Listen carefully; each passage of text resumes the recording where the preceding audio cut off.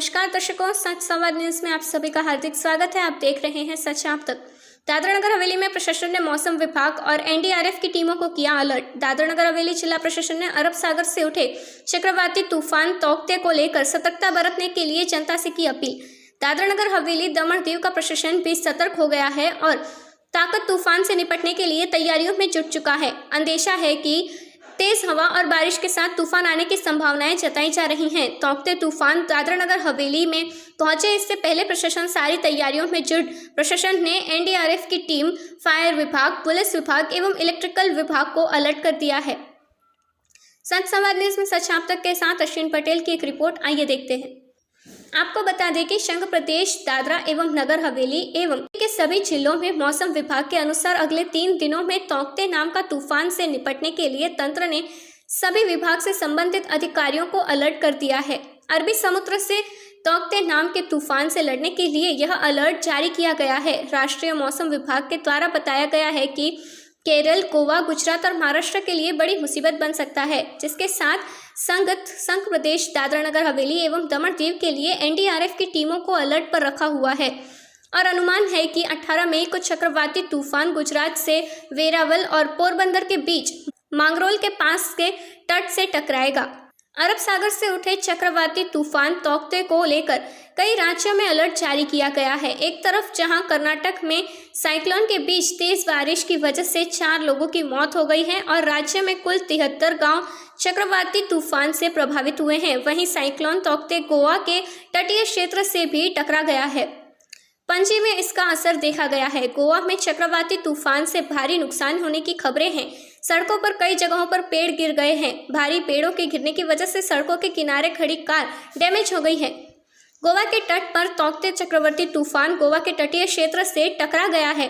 पणजी में इसका असर भी देखा गया है। गोवा में चक्रवाती तूफान से भारी नुकसान की खबरें हैं। गोवा के तट पर तेज हवाओं के साथ साथ मूसलाधार बारिश भी हो रही है। इस बीच चक्रवात पर तैयारियों से लेकर संघ प्रदेश दादरा नगर हवेली एवं दमन दीव के प्रशासन द्वारा एनडीआरएफ ने समीक्षा बैठक की है।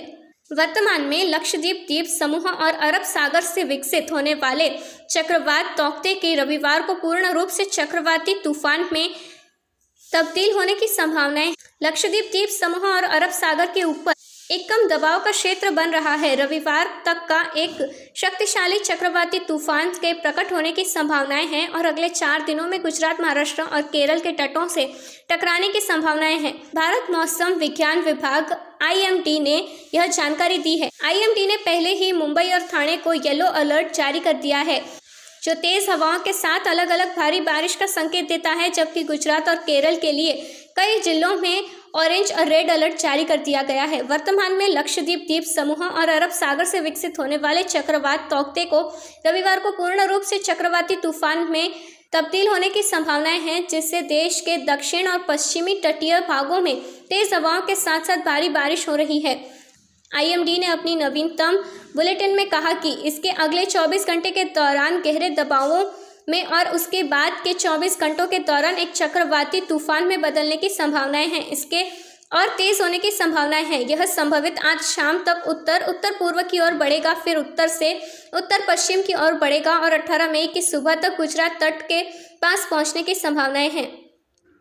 यह देखकर दादरा नगर हवेली दमन दीव का प्रशासन भी सतर्क हो गया है और ताकत तूफान से निपटने के लिए तैयारियों में जुट चुका है। अंदेशा है कि यह तेज हवा और बारिश के साथ तूफान आने की संभावनाएं जताई जा रही हैं।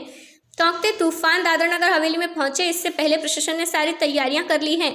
रविवार को महाराष्ट्र गोवा तटों पर 80 किलोमीटर प्रति घंटे तक की गति तक पहुंचने के अलावा समुद्रों की लहरों से प्रभावित हो सकता है। तौकते तूफान चक्रवात मुंबई, दक्षिण कोंकण क्षेत्र के रायगढ़, रत्नागिरी और महाराष्ट्र के सिंधुदुर्ग जिलों, गोवा और गुजरात के हिस्सों में अगले 3 दिनों तक भारी बारिश होगी, जब तक यह मंगलवार को गुजरात तट पर नहीं पहुंच जाता।